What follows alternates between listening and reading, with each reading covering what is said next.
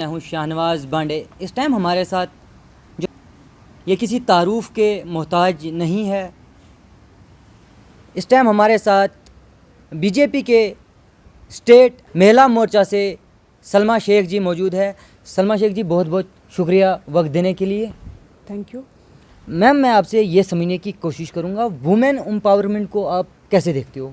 देखिए शाहनवाज जी, मैं आपको एक चीज़ बताऊं कि वुमेन एम्पावरमेंट की आप बात कर रहे हो। मुझे बहुत साल हो गए हैं, मैं महिलाओं के साथ काम कर रही हूँ, महिलाओं के हित में ही काम कर रही हूँ। अब मुझे जैसे कि पुंछ में, डिस्ट्रिक्ट पुंछ की मुझे प्रभारी बनाया गया है महिला मोर्चा की, तो जब से मैंने यहाँ एज ए प्रभारी यहाँ आ रही हूँ, मैंने काफ़ी महिलाओं को अपने साथ और भी जोड़ा हुआ है। मेरे साथ बहुत सारी महिलाएं जुड़ी हैं। उन लोगों को एक अंदर एक कॉन्फिडेंस आया है कि अगर हमारी बहन जम्मू से उठ के यहाँ आती है, हमारे लिए काम करती है, तो हम क्यों ना अपने घर से उठ के तो पार्टी के लिए काम करें। तो महिलाओं के लिए मैंने, जब भी किसी महिला को ज़रूरत पड़ती है मेरी, मैं हर वक्त उनके साथ रहती हूँ। पुंछ के लिए स्पेशल रहती हूँ क्योंकि पुंछ की मैं प्रभारी हूँ, लेकिन मेरे लिए सभी महिलाएं एक हैं, चाहे वो पुंछ की हों, चाहे वो जम्मू कश्मीर की हों, चाहे इंडिया की किसी भी कोने से हों। जी मैम, इनके लिए आपने क्या सोचा है? जिनको आपने ज्वाइन करवाया है, जो आपके साथ चलते हैं, इनके लिए क्या सोचा है? बाकी लेडीज़ों के लिए क्या सोचा है? क्योंकि वुमेन एम्पावरमेंट की बात चल रही है इस टाइम। क्या सोचा है वुमेन के लिए आपने? देखो, वुमेन एम्पावरमेंट की बात करो तो इसको कहा जाता है महिला सशक्तिकरण। महिला सशक्तिकरण के लिए जैसे मोदी गवर्नमेंट में बहुत सारी स्कीम्स चलाई गई हैं, हमारा ये मकसद है कि हम वो स्कीम्स घर घर पहुंचाएं। हर महिला के पास वो स्कीम पहुंचनी चाहिए ताकि उस महिला को उस स्कीम का फ़ायदा मिल सके। मैम, अगली बात, डिस्ट्रिक्ट पुंछ में आप आते हो, जब भी कोई फंक्शन होता है, रैना साहब आते हैं, युगल किशोर साहब आते हैं। क्या डिस्ट्रिक्ट पुंछ की हालात कैसी है? क्या पहले से बेहतर है? जब 370-35A था, कि उससे पहले ठीक था, कि 370 से पहले ठीक था, कि 370 के बाद ठीक है? क्या कुछ लग रहा है आपको? देखिए, ये बात मुझे लगता है मेरे से ज़्यादा आप ही अच्छी तरह से जानते हैं। पूरा इंडिया जानता, पूरा वर्ल्ड जानता है। 370 से पहले जो थे हालात, वो उतनी डेवलपमेंट जम्मू कश्मीर में नहीं थी। स्पेशली अगर मैं पुंछ की बात करूं तो पुंछ में भी काफ़ी सारी जो स्कीम्स बाहर की, सेंटर की स्कीम्स थी, पहले जम्मू कश्मीर में इम्प्लीमेंट नहीं होती थी क्योंकि 370 था यहाँ। जब से 370 टूटा है, तब से हर एक स्कीम जो गवर्नमेंट की होती है, सेंट्रल गवर्नमेंट की है, वो जम्मू कश्मीर से हर कोने में पहुँच रही है, पुंछ में भी पहुँच रही है। तो एक तो सबसे बड़ी बात है, 370 के बाद जो जम्मू कश्मीर के अंदर पीस आया है, एक शांति आई है। इससे भी बड़ी बात है खुशी की, हर एक एजुकेशनल इंस्टीट्यूशन आज खुला है। जैसे पहले पत्थरबाजी से बंद हो जाता था, आज कहीं भी आप देख लो, किसी भी इंस्टीट्यूशन को देख लो, कभी बंद नहीं होता है। साल के 12 महीने में 10 से 11 महीने हर एक इंस्टीट्यूशन खुलता है। ये सबसे बड़ी खुशी की बात है। 370 से पहले पीस नहीं था जम्मू कश्मीर? बिल्कुल नहीं था पीस, वो तो सारा इंडिया जानता, पूरा वर्ल्ड जानता है। 370 हटने के बाद काफ़ी पीस आया है।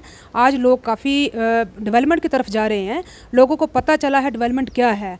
तो जैसे लोगों को दबाया गया था 370, तो ठीक अपनी जगह एक वो था एक, लेकिन 370 के लोगों ने इसको, कुछ पॉलिटिकल पार्टीज़ ने इसका नाजायज़ फ़ायदा उठाना शुरू कर दिया था। किस तरीके के नाजायज़ फ़ायदे? जैसे कि लोगों को अनअवेयर रखना, बाहर की स्कीम्स जम्मू कश्मीर में नहीं आने देनी, इनको बस ये दबा के रखना कि बस हम ही आपके जो भी हैं नुमाइंदे, हम हैं, हम ही आपका अच्छा करेंगे और कोई नहीं करेगा। अभी लग रहा है आपको बाहर की स्कीमें जो है जम्मू कश्मीर में आ रही है, उन पे अमल हो रहे हैं? वो काम जो बाहर से स्कीमें आ रही है, वो पुंछ में, राजौरी में, इन डिस्ट्रिक्टों में आ रही है? बिल्कुल, आप खुद देखिए। कोई एक बताएंगे मुझे आप? बिल्कुल मैं बताऊंगी। देखो, जब से मोदी गवर्नमेंट आई है, सबसे पहला जो मोदी जी ने काम किया था वो था एक, जिसे कहते इज़्ज़त घर। इज़्ज़त घर किसे कहते थे? जो घर घर में उन्होंने टॉयलेट बनवाए हैं। पहले 370 हटने से पहले क्या, मोदी गवर्नमेंट से पहले क्या घर घर में टॉयलेट था? काफ़ी लोग ऐसे थे जो बाहर जाया करते थे। उसके बाद एक बेटी बचाओ बेटी पढ़ाओ आंदोलन शुरू हुआ, वो भी जम्मू कश्मीर में आया। उसके बाद उज्ज्वला योजना देखिए आप, उज्ज्वला योजना तो हर घर में पहुंची है, जिस भी महिलाओं को उसकी ज़रूरत थी, घर घर वो स्कीम पहुंची है। आज 370 से पहले क्या, मोदी गवर्नमेंट से पहले क्यों नहीं वो स्कीम्स लगाई गई हैं यहाँ?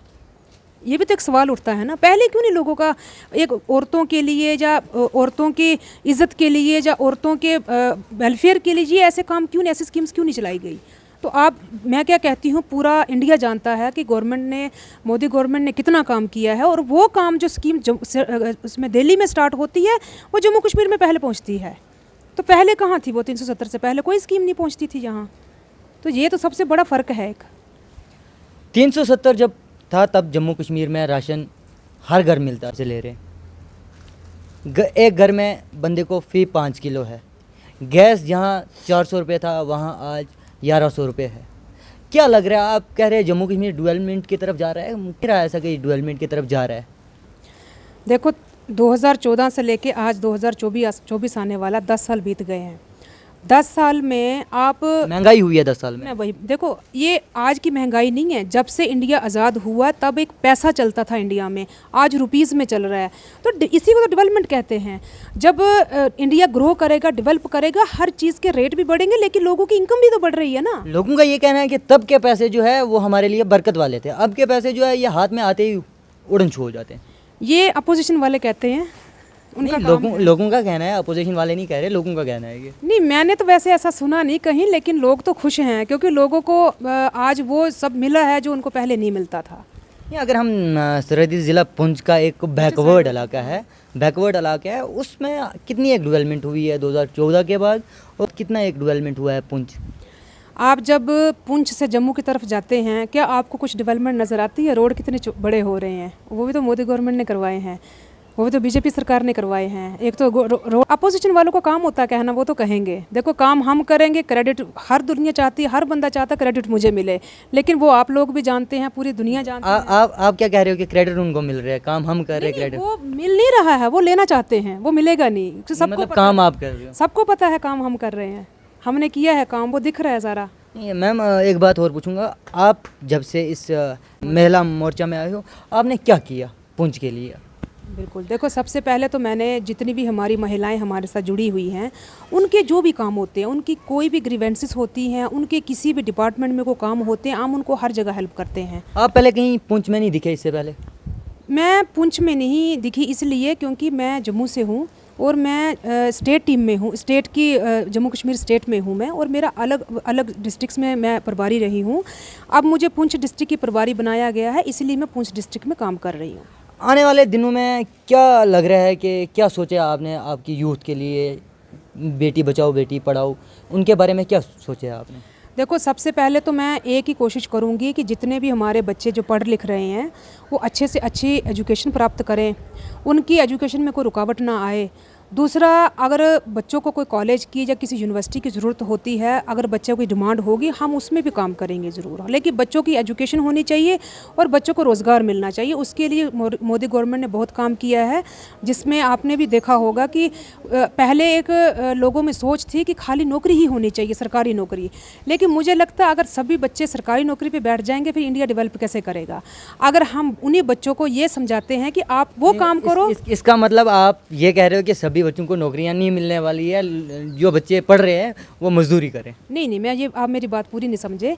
मैं ये कह रही हूँ कि आपका कहने का मतलब यही आ रहा है ना, क्योंकि अगर आप कह रहे हैं नौकरी नहीं मिलेगी, उनको ऑलरेडी होटल खोलना है, चाय की टपरी खोलनी है या वगैरह वगैरह काम करने हैं, तो उसमें वो मजदूरी आता है ना। मैं आपको एक चीज़ बताती हूँ, देखो नौकरी लेने वाला मत बनो, नौकरी देने वाला बनो। मेरा कहने का मतलब ये है, आप बिजनेस स्टार्टअप्स करिए। उसमें मोदी गवर्नमेंट ने बहुत सारी स्कीम्स चलाई है स्टार्टअप स्कीम्स में, जिसमें आपको बैंक्स में लोन भी मिलेंगे, आपको इंडस्ट्री 4 गारंटर देने, इंडस्ट्रीज़ के लोन्स भी मिलेंगे बिल्कुल नॉमिनल से इंटरेस्ट रेट के ऊपर। जहाँ 4 गारंटर देने, गारंटर की भी ज़रूरत नहीं है वहाँ। ऐसी ऐसी गवर्नमेंट स्कीम्स आई है, लोगों को स्कीम्स का पता नहीं है। जब तक वो स्कीम्स उन तक पहुँचेगी नहीं, उनको पता नहीं चलेगा। जब कोई अनएम्प्लॉयड जाता है बैंक में लोन लेने के लिए, वो ऑलरेडी पहले ही बैंक वाले कहते हैं कि हमें आप 4 गारंटर दो, फिर हम आपको 10 लाख या 15 लाख लोन देंगे। देखिए, मैंने भी काफ़ी लोगों को लोन्स दिलाए हैं।